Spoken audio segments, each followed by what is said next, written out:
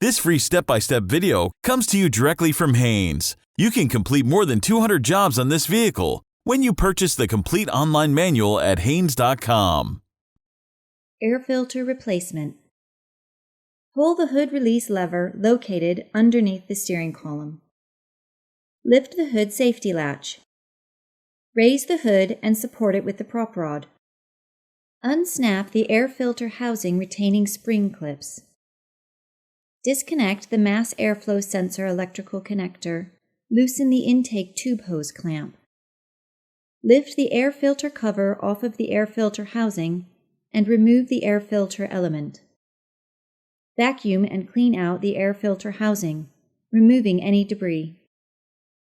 Insert the filter element into the housing, seating it securely. Install the filter cover over the filter while inserting the end into the intake tube. Secure all the cover spring clips.